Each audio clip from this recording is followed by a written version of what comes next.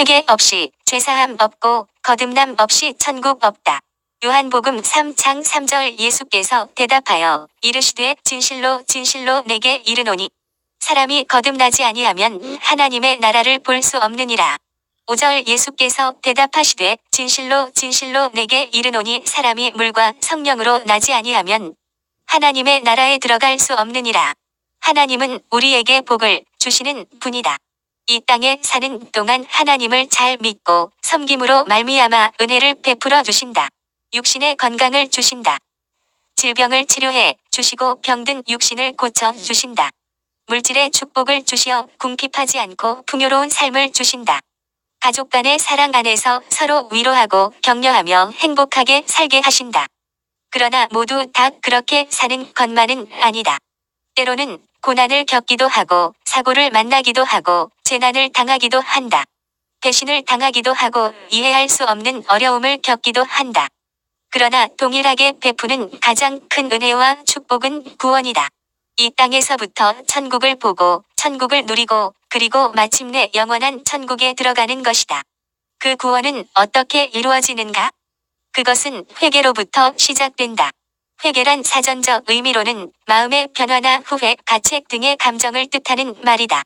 그러나 기독교에서 말하는 회개는 이제까지의 잘못을 뉘우치는 것과 적극적으로 하나님께로 돌아서서 선을 행함이라는 이중의 의미를 지닌다. 기독교 역사를 통틀어 가장 위대한 설교자 가운데 한 사람인 찰스 스펄전은 다음과 같이 말했다. 진리는 귀에 거슬리고 회개를 촉구하는 말은 가슴을 찌른다.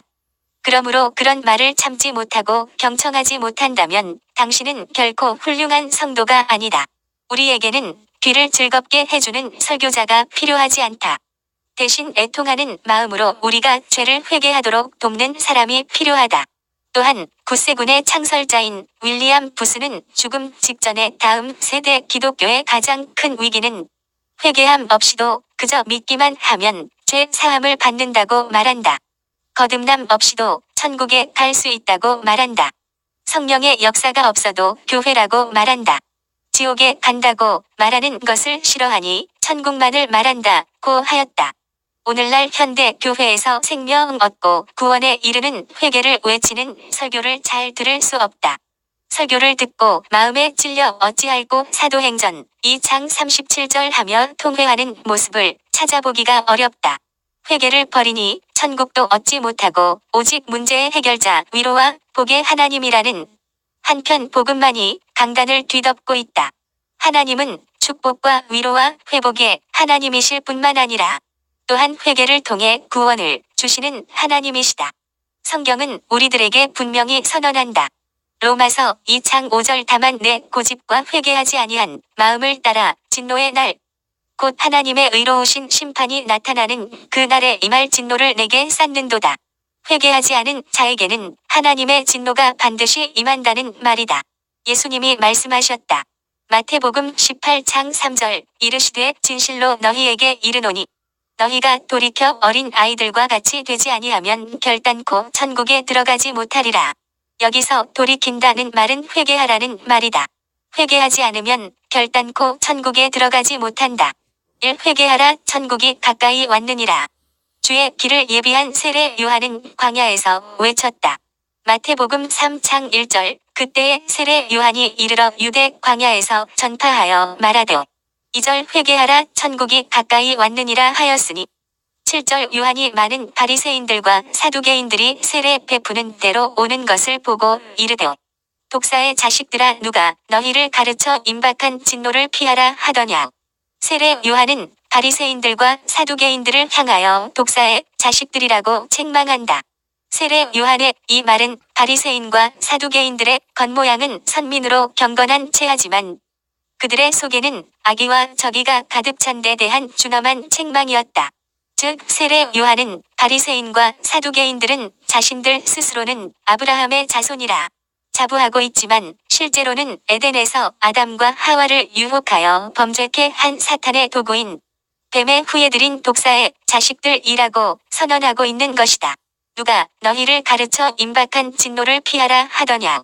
본문은 문자적으로 너희가 무슨 근거로 심판을 피할 수 있다고 생각하느냐라는 말이다. 요한은 저들의 마음이 얼마나 위선적이고 강팍한지 장차 분명히 다가올 하나님의 진노마저 피할 수 있다고 생각하고 있는데 대해 놀라움을 나타내고 있다. 여기서 임박한 진노란 하나님의 분노로 인하여 죄인에게 임할 형벌을 가리키는 것이다. 8절 그러므로 회개에 합당한 열매를 맺고 온전한 회개는 단순히 입술로 하는 죄의 자복으로만 끝나는 것이 아니라 반드시 그 뉘우침에 합당한 열매를 수반해야 한다는 말이다. 여기서 열매는 행위를 나타내는 은유적인 표현이다. 또한 맺는다는 말은 행한다는 말이다. 따라서 회개에 합당한 열매를 맺는다는 것은 참 회개에는 필연적으로 따르는 선한 증거가 있다는 것이다. 참 회개는 뉘우침에 합당한 행동이 나타나야 한다는 말이다. 그러므로 참된 회개는 삶의 근본적인 변화를 추구하는 말임을 알 수 있다. 9절 속으로 아브라함이 우리 조상이라고 생각하지 말라. 내가 너희에게 이르노니 하나님이 능히 이 돌들로도 아브라함의 자손이 되게 하시리라. 유대인들은 구원의 조건이 아브라함의 후손이라는 혈통에 있다고 생각하였다. 그래서 그들은 아브라함의 후손이 된 것을 크나큰 영광으로 생각할 뿐 아니라 아브라함은 그 후손들에 의해 라이처스너스에 대한 영원한 근거가 된다고 생각하고 있었다. 이러한 그들의 생각은 할례를 받은 자 중에 지옥에 갈 자는 없다 라는 랍비들의 교훈에서 극명하게 드러난다. 그러나 육신으로 조차 난 아브라함의 자손이라고 해서 아브라함의 참 자손이라는 보증을 받을 수 있는 것은 아니다. 아브라함이 믿음의 조상이요 하나님의 언약을 받은 자인 것은 분명한 사실이다. 그렇다고 그의 육적인 자손으로 되는 것이 구원의 근거가 될 수 없으며 오로지 믿음으로 아브라함의 신령한 자손이 되는 것이 구원의 조건이 되는 것이다. 또한 하나님이 능히 이 돌들로도 아브라함의 자손이 되게 하시리라고 하신다. 여기서 돌들에 대해서는 그것이 요한의 발 밑에 있는 돌들을 가리킨다는 견해와 함께 아브라함의 자손으로 자부하는 유대인들을 제외한 이방인들을 가리킨다는 견해도 있다. 세례 요한은 지금 이스라엘로 하여금 선민이 되게 하신 하나님의 은혜를 하찮은 돌과 같이 내팽개쳐 버린 아브라함의 자손인 유대인들의 교만함을 꺾으시기 위하여 하나님께서 그들이 돌과 같이 여기는 이방인들을 참 아브라함의 자손으로 만드실 수 있다고 선포하고 있는 것이다. 이러한 요한의 말에는 상당히 중요한 상징적 의미가 내포되어 있다. 하나님께서는 돌 같은 마음들을 혈통이나 국적에 상관없이 하나님께 순종하는 마음으로 변화시킬 수 있다는 것이다. 그리하여 이스라엘뿐만 아니라 이방인들도 구원의 대상이 된다는 것이다. 여기서 우리가 분명히 기억해야 할 것은 경건한 신앙적 유산이나 종교적인 교육이나 신앙상의 연조가 깊다 할지라도 구원에 이르는 참다운 회개와 하나님과의 올바른 관계가 이루어지지 않으면 아무 소용이 없다는 점이다. 10절 이미 도끼가 나무 뿌리에 놓였으니 좋은 열매를 맺지 아니하는 나무마다 지켜 불에 던져지리라. 이미 나무 뿌리에 도끼를 갖다 놓은 것은 곧 그 나무를 찍어버리겠다는 의미로 이는 임박한 하나님의 심판을 묘사한 것이다. 특별히 도끼가 뿌리에 놓였다는 것은 하나님의 심판이 뿌리부터 행한다고 하였으니 그 심판이 철저하고 완전할 것임을 말한다. 좋은 열매를 맺지 아니하는 나무마다 불에 던져지리라고 분명히 말씀하신다. 성경에서 하나님의 심판은 종종 완전히 소멸시키는 불로 언급된다. 특별히 구약 성경은 악행하는 사람을 나무에다 비유하여 악인의 심판을 나무를 찍어 불에 던져지는 것에 비유하고 있다.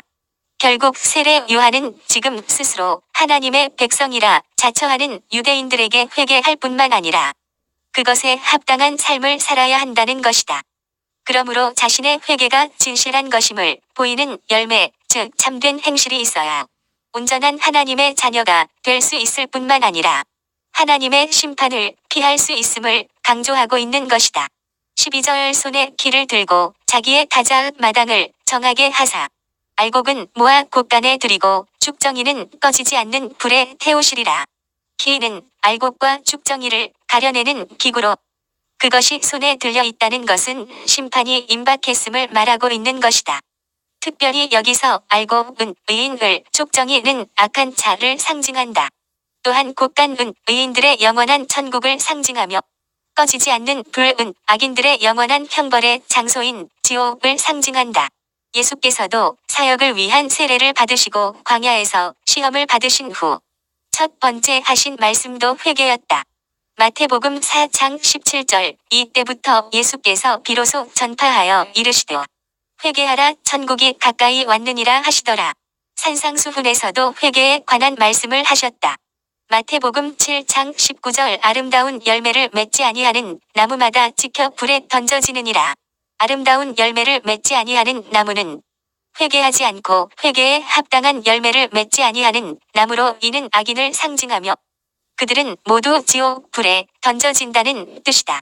설교자가 늘상 축복만을 강조하고 회개와 죄의 심각성을 말하지 않는다면 잘못된 것이다.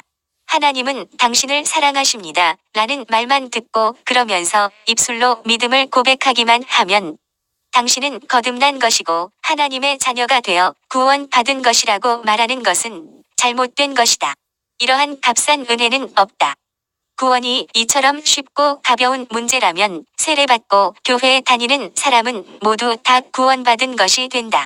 그러면 악행하는 자나 음행하는 자나 탐욕스러운 자나 거짓말하는 자도 주를 믿는다고 외치기만 하면 회개하지 않고도 하나님의 나라를 들어갈 수 있다는 말이 된다.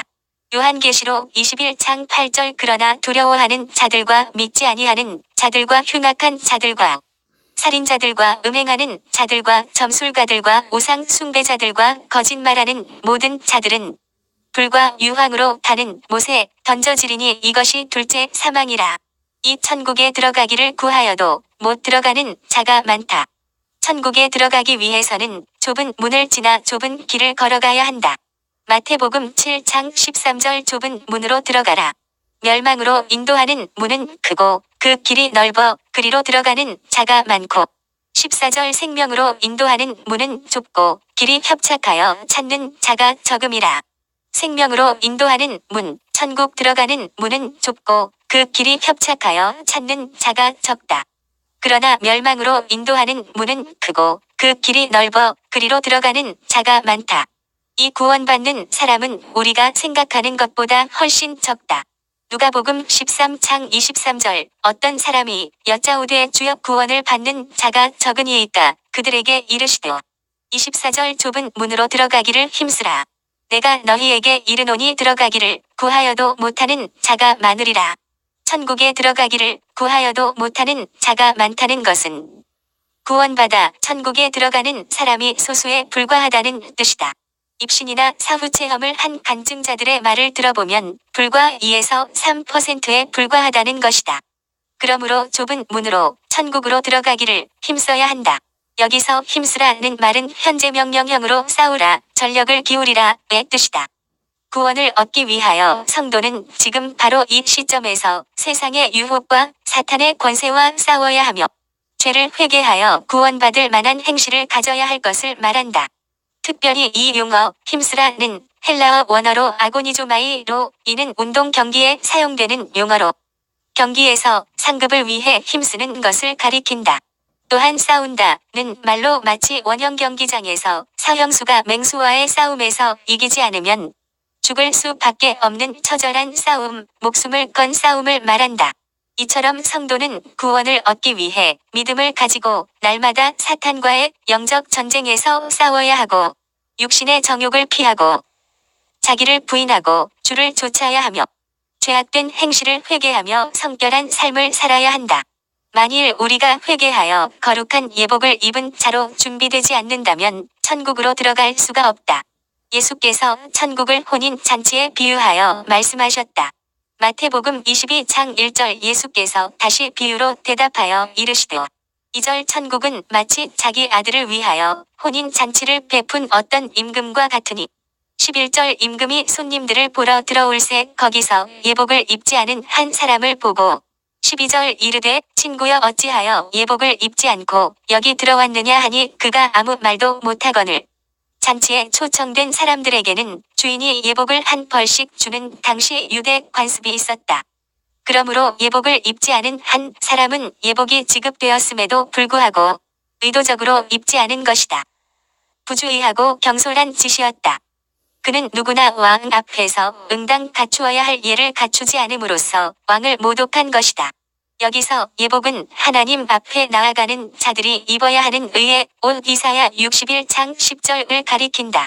물론 여기서 의는 회개와 믿음에 옳은 행실을 의미한다. 요한계시록 19장 7절 우리가 즐거워하고 크게 기뻐하며 그에게 영광을 돌리세. 어린 양의 혼인 기약이 이르렀고 그의 아내가 자신을 준비하였으므로 8절 그에게 빛나고 깨끗한 세마포 옷을 입도록 허락하셨으니 이 세마포 옷은 성도들의 옳은 행실이로다 하더라. 혼인 잔치에 나아가는 자는 빛나고 깨끗한 세마포 옷을 입어야 한다. 빛나고 깨끗한 세마포 옷은 곧 천국에 들어가는 자의 예복이다. 이 예복이 무엇인가? 바로 성도들의 옳은 행실이다. 그러므로 이 회개와 믿음의 옳은 행실이 없다면 비록 천국 잔치에 초대되었다 할지라도 곧 쫓겨나고 마는 것이다. 마태복음 22장 13절 임금이 사환들에게 말하되 그 손발을 묶어 바깥 어두운 데에 내던지라. 거기서 슬피 울며 이를 갈게 되리라 하니라. 바깥 어두운 데는 어디인가? 천국은 하나님이 계신 곳이다. 하나님은 빛이시다. 그래서 천국은 빛이 있는 곳이다. 그러나 하나님이 계시지 않는 곳은 어둠이다. 이는 멸망의 장소이다. 바깥 어두운 데는 지옥을 말한다. 베드로후서 2장 17절 캄캄한 어둠 유다서 1장 3절 영원히 예비된 캄캄한 흑암을 말한다. 주님께서 결론적으로 말씀하신다. 14절 청함을 받은 자는 많되 택함을 입은 자는 적으니라. 그렇다. 그냥 믿는다는 고백만으로는 구원받는 즉 택함을 입는 자가 될 수 없다. 청함을 받은 자가 택함을 입기 위해서는 예복을 입어야 한다. 의의 옷을 입어야 한다. 회개하고 이에 합당한 옳은 행실이 있어야 한다. 3. 회개하고 거듭나야 하나님의 나라 천국을 볼 수 있고 들어갈 수 있다. 사도행전 2장 38절 너희가 회개하여 각각 예수 그리스도의 이름으로 세례를 받고 죄 사함을 받으라 그리하면 성령의 선물을 받으리니 회개하여 죄 사함을 받아야 한다. 그리고 성령을 받아야 한다. 회개에서 죄 사함에 이르는 과정은 성령의 역사 없이는 일어날 수 없는 것이다. 성령으로 인해 예수 그리스도의 구속의 은혜를 죄인들이 믿을 수 있도록 하게 하는 것이다. 말씀을 듣고 뉘우침으로 회개를 시작하지만 성령님의 깨닫게 하심과 도우심 없이는 참된 회개가 불가능하다. 회개하고 거듭나야 하나님의 나라 천국을 볼 수 있고 들어갈 수 있다. 요한복음 3장 3절 예수께서 대답하여 이르시되 진실로 진실로 내게 이르노니 사람이 거듭나지 아니하면 하나님의 나라를 볼 수 없느니라. 5절 예수께서 대답하시되 진실로 진실로 내게 이르노니 사람이 물과 성령으로 나지 아니하면 하나님의 나라에 들어갈 수 없느니라. 즉 사람은 누구든 회개하지 않고 성령으로 거듭나지 아니하면 결단코 구원 없다 라는 뜻이다. 거듭난다는 것은 다시 태어난다는 것이다. 하나님께로부터 다시 태어난다는 것으로 중생이다. 거듭남은 육신의 생명이 아닌 하나님의 생명으로 거듭 태어남이다. 성령으로 말미암아 거듭나는 것이다. 거듭나야 천국을 볼 수 있고 누릴 수 있고 들어갈 수 있다. 회개하지 않은 사람들이 반드시 지옥에 가득 회개하고 거듭난 사람들은 반드시 천국에 갈 것이다. 오직 예수 그리스도만이 우리를 죄로부터 구원하실 수 있다. 예수께서 우리가 회개하지 않고 성령으로 거듭나지 않으면 구원 받을 수 없다고 분명히 말씀하셨다. 회개 없이 죄사함 없고 거듭남 없이 천국 없다. 회개 없이 죄 용서는 없고 거듭남 없이 구원은 결코 없다. 그래서 예수께서 소수의 성도들만이 구원 받을 거라고 말씀하신 것도 바로 이러한 이유 때문이다. 누가복음 13장 24절 좁은 문으로 들어가기를 힘쓰라. 내가 너희에게 이르노니 들어가기를 구하여도 못하는 자가 많으리라.